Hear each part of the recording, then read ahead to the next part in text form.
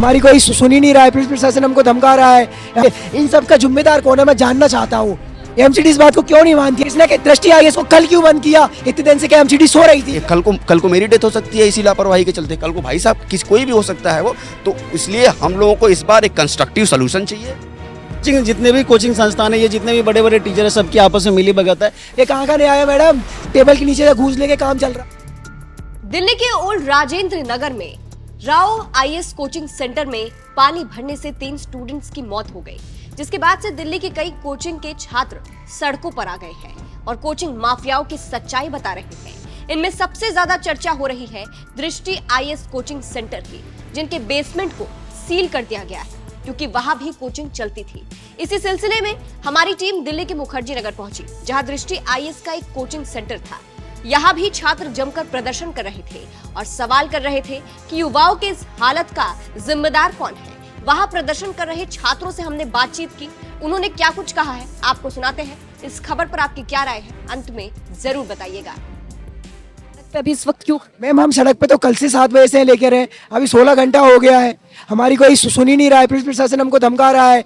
हम कौन धमका रहा है? पुलिस प्रशासन हमको बार बार धमकाया जा रहा है। उस रोड से लेके यहाँ कुन्ने में खड़ा कर दिया था। जितने मीडिया आते हैं हमारा खबरें लेके चला जाता, अभी तक कुछ नहीं हुआ। अब हम करें क्या? इसलिए हम रोड पे आके बैठ गए। कल से कुछ खाया भी नहीं है, इन बहनों ने कुछ खिला दिया, भाइयों को बेचारों ने कुछ ना खा लिया। पानी पी के जी रहा हूँ भाई। क्या कौन से कोचिंग में है आप? कहाँ पे पढ़ते हैं? मैं खान ग्लोबल स्टडीज में पढ़ता हूँ।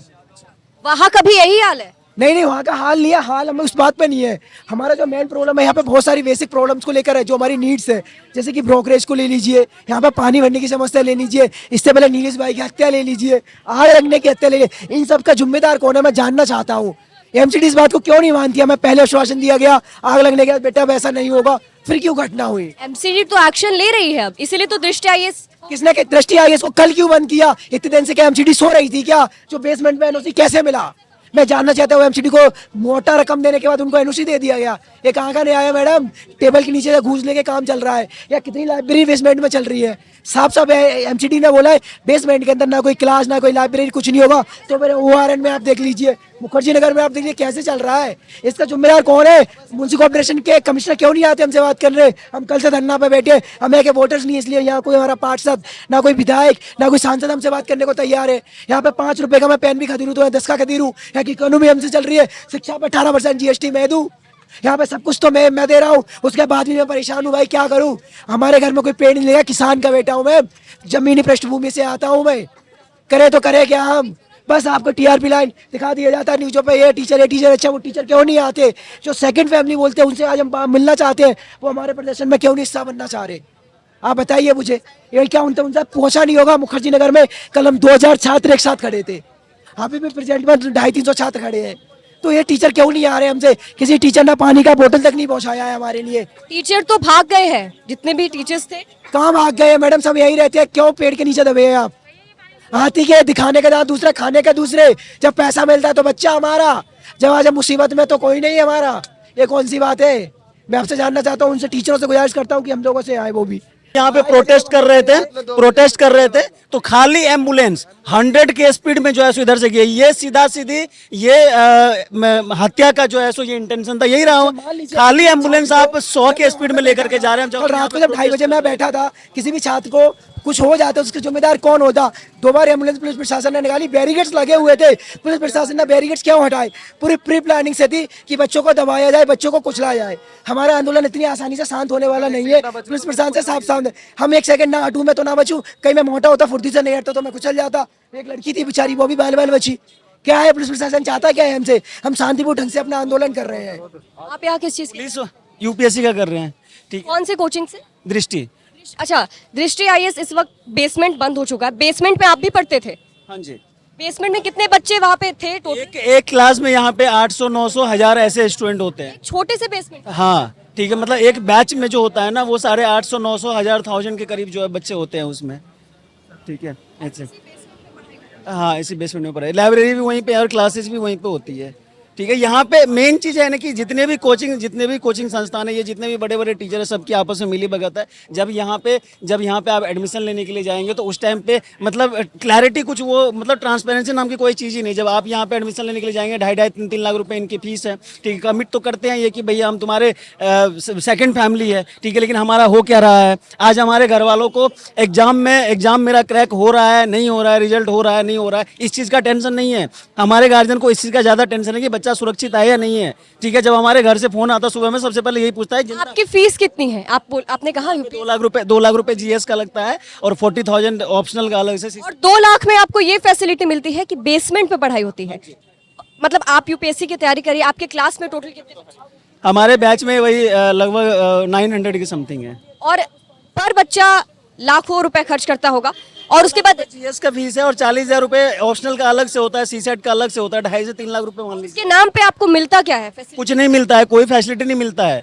यहाँ पे सबसे पहली चीज़ तो मुखर्जी नगर में यहाँ पे एक वैसा कोई बूथ होना चाहिए ताकि अगर हमारे साथ में कोई प्रॉब्लम होती है, अगर कोई समस्या होती है तो हम वहाँ पे जाकर के रिपोर्ट लिखवा सकें। क्योंकि मेरे साथ में हमारे साथ में एक इंसिडेंट ऐसा हुआ कि जैसे मैंने एडमिशन लिया था, मैंने ऑफलाइन के लिए पे किया था क्योंकि ऑफलाइन की फीस ज़्यादा होती है, 2.5 से 3 लाख रुपये ऑफलाइन की फीस होती है और ऑनलाइन की जो है सो लगभग लाख रुपए जो है सो ऑनलाइन की फीस होती है। तो मैंने जो एडमिशन लिया था वो ऑफलाइन के लिए लिया था, ठीक है। और एडमिशन लेने के जस्ट 1.5 महीने के बाद जो है मेरे साथ में कुछ ऐसा मतलब कुछ हो गया प्रॉब्लम, फैमिली प्रॉब्लम, जिस वजह से कि मुझे ऑनलाइन क्लास चाहिए था। मैं यहाँ पे मेरे को यहाँ पे रहने में प्रॉब्लम थी, ठीक है, कुछ पर्सनल प्रॉब्लम भी था, तो इस वजह से जो है मेरे को ऑनलाइन करना था। लेकिन फिर मैंने ऑफिस में जाकर के मैंने बात किया, ठीक है। तो मतलब ऑफिस में जाकर के बात किया, मतलब कोई उसका इनिशिएटिव लेने वाला था कि नहीं अब तो हो गया, वो नॉन रिफंडेबल है। मतलब still I didn't get any types of response for further side, ठीक है। मुझे कोई भी रिस्पॉन्स नहीं मिला। तो उस चीज़ के लिए एक बूथ होना चाहिए। अगर स्टूडेंट के साथ में कोई प्रॉब्लम होती है तो एटलीस्ट वहाँ पे जाकर के वो रिपोर्ट कर सके। ये जितने भी बड़े बड़े टीचर हैं, कोचिंग जितने भी इंस्टीट्यूशंस हैं, सबकी मिली भगत होती है, सबकी मिली भगत है, ठीक है। कोई सुनने वाला नहीं है, ठीक है। अभी हम यहाँ पे बैठे हुए थे, ठीक है। हमारी मांग है, कल से हम यहाँ पे बैठे हुए हैं, ठीक है, बिना खाए पिए कुछ भी, ठीक है। और हमारी मांग है कि अभी तक जो है सो एमसीडी का जो है सो कोई अधिकारी हमसे मिलने के लिए नहीं आया। हमारी मांग है कि एमसीडी का कमिश्नर आए। अभी पुलिस वाले हमसे ये कह रहे थे कि ज़्यादा तुम यहाँ पे नेता बनोगे तो अभी जो है सो 2 मिनट में पता चल जाएगा हमारे पास में कितनी ताकत है। पुलिस वाले इस तरीके से हमारे से बात करते हैं, तो हम क्या करें आप बताइए। इसका जिम्मेदार आप किसको मानते हैं? कोचिंग वालों पे भी सवाल उठ रहे हैं, एमसीडी वालों पर भी, सरकार पर भी सवाल। एमसीडी किस बेस पे एनओसी दे रही है? एमसीडी जो इंस्टीट्यूशंस को एनओसी दे रही है कि ठीक है बेसमेंट में आप क्लास चलाइए, किस बेस पे आप एनओसी दे रहे हो? तो एमसीडी वाले जिम्मेवार है, ठीक है। तो हमारी मांग ये है कि भाई जो कल्प्रिट है, ठीक है, जो दोषी है, ठीक है, गवर्नमेंट उसके अगेंस्ट जो है सो इमीडिएट एक्शन ले, सख्त से सख्त कार्रवाई हो। और जो विक्टिम है, ईच विक्टिम फैमिली जो है सो कम से कम 2 करोड़ का कंपनसेशन मिलना चाहिए। और वो क्लैरिटी रखे, वो ट्रांसपेरेंसी रखे बच्चों के बीच में। जब हम एडमिशन लेने के लिए जाते हैं तो चीज़ों को आप ट्रांसपेरेंट तरीके से जो है सो आप डिलीवर करो, ना कि अभी कुछ बोल रहे हैं और डिलीवर कुछ और हो रहा है। फिलहाल जितने भी छात्र हैं यहाँ पर वो प्रदर्शन कर रहे हैं और यही मांग कर रहे हैं कि एक्शन तुरंत लिया जाए, चाहे वो एमसीडी वाले हो या जिस पर भी एक्शन लिया जाए, और जो इसके लिए जिम्मेदार है उन पर एक्शन लिया जाए। यहाँ पे और भी लोग हैं, उनसे बात करेंगे हम। कौन सा कोर्स कर रहे हैं? मैं यूपीएससी की तैयारी कर रहा हूँ। कहाँ से? मैं वाजीराम से कोचिंग लिया हूँ, अब मैं यहाँ रहता हूँ जी। यहाँ पर क्या समस्या है मेन? जो यहाँ पे स्टूडेंट्स बैठे हैं उनकी समस्या क्या है, क्या बात है? स्टूडेंट की समस्या, अभी जो recently 2 back to back incident हुए, जिसमें फर्स्ट में एक इलेक्ट्रोक्यूट से एक हमारा स्टूडेंट जो नीलेश राय नाम का एक स्टूडेंट था, जो यूपीएससी मेंस इस बार लिख रहा था, उसकी ऑन द स्पॉट डेथ हुई। इसमें प्रॉपर एक यहाँ के एमसीडी का और उसके कंसर्न अथॉरिटीज़ का एक नेग्लिजेंस था, उस पर कोई कार्रवाई नहीं की गई। उसके 10 दिन बाद अभी 3-4 दिन पहले वहाँ एक कोचिंग के लाइब्रेरी में अचानक पानी भरता है और 2 मिनट में इतना क्यूबिक सेंटीमीटर पानी भर जाता है कि वहाँ 3 स्टूडेंट समझ लीजिए कि वहाँ डूब के मर जाते हैं। तो इन दोनों और ऐसी कोई छोटी मोटी कोचिंग नहीं। ध्यान क्यों नहीं दे रहा है? बेसमेंट पे पढ़ाई हो रही है, बेसमेंट भी देखने के लिए मिला है कि कितना कंजस्टेड है, वहाँ पे पढ़ाई क्या होती है, वहाँ पे तो दिक्कत है। पहली बात कि बेसमेंट में जो रूल है गवर्नमेंट के, बेसमेंट में आप कोई भी कॉमर्शियल एक्टिविटी पब्लिक गैदरिंग की नहीं कर सकते। आप उसमें कोचिंग नहीं चला सकते, आप उसमें लाइब्रेरी नहीं चला सकते, कोई भी ऐसा काम स्टोरेज के लिए यूज कर सकते हो, कोई भी ऐसा आप यूज नहीं कर सकते जिसमें कोई पब्लिक गैदरिंग हो। तो पहला वायलेशन तो वहीं था। उसके लिए जिम्मेदार कौन था? किसने उस कोचिंग को एनओसी दी, किसने उस कोचिंग को अलाउ करा कि वो कॉमर्शियल एक्टिविटी वहाँ करे? तो वहाँ सबको पता है कि यहाँ एमसीडी इन सब चीज़ों पे अपना मतलब ये सब चीज़ें एमसीडी के कार्यक्षेत्र में आता है, उसके फील्ड में आता है। तो एमसीडी ने अलाउ करा, एमसीडी ने, तो यही हम लोगों की मांग ये है कि जो भी अधिकारी उनके अभी हम लोग जब बात कर रहे हैं तो ये लोग कह रहे हैं कि कोचिंग के डायरेक्टर को अरेस्ट कर लिया गया है। चलो भाई, कोचिंग का डायरेक्टर अरेस्ट हुआ, बट जो कोचिंग के डायरेक्टर को अलाउ करा, जो अगर ये तार यहाँ है तो ये एमसीडी की जिम्मेदारी है कि ये तार कौन किससे सट रहा है, तो एमसीडी की जिम्मेदारी है।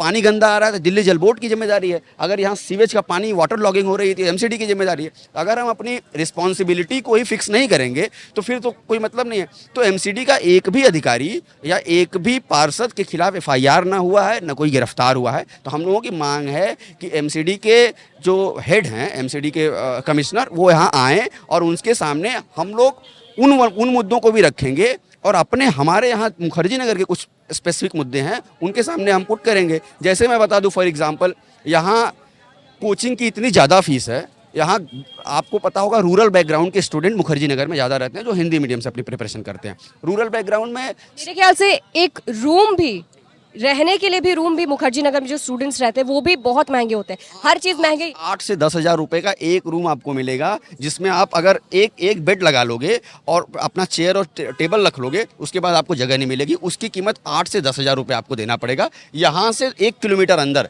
यहाँ आपको उसी की कीमत 12 से 13 हज़ार रुपये देने पड़ेगी। ये सिचुएशन है। अगर एक 2 BHK का फ्लैट ले रही हो तो आपको 25 हज़ार रुपये देने पड़ेंगे और आपको डायरेक्टली फ्लैट मिलता नहीं है। रूम का ओनर बोलेगा, फ्लैट का ओनर, कि आप जाओ इस ब्रोकर के यहाँ। इतना पैसा खर्च करने के बाद भी ये फैसिलिटी मिलती है। हाँ, अगर हमारी सेफ्टी, अगर हमारी जान की कोई रक्षा, कोई प्रोटेक्शन या कोई प्रोवाइड नहीं करा पा रहे हैं, तब तो मैं समझता हूँ कि फिर इससे ज़्यादा लापरवाही, इससे ज़्यादा इनसेंसिटिविटी क्या हो सकती है। तो इन्हीं सभी डिमांड को लेके हम यहाँ जुटे हुए हैं, क्योंकि हम तो अपने बाई चॉइस तो है नहीं। हम लोगों की भी पढ़ाई है, हम लोगों की भी एग्जाम्स हैं। इतनी धूप में कल मैं रात 7 बजे से यहाँ जुटा हुआ हूँ बिना खाए पिए, ऐसा तो नहीं है। हम लोग एग्ज़ाम है, लेकिन हम लोग ये इनफ, मतलब ये जो तीसरी घटना थी, अगर हम लोग अब नहीं अपने डिमांड को यहाँ रखें तो हम लोगों को इसी तरह लाइटली लिया जाएगा और हमारे साथी एक कल को मेरी डेथ हो सकती है इसी लापरवाही के चलते, कल को भाई साहब कोई भी हो सकता है वो।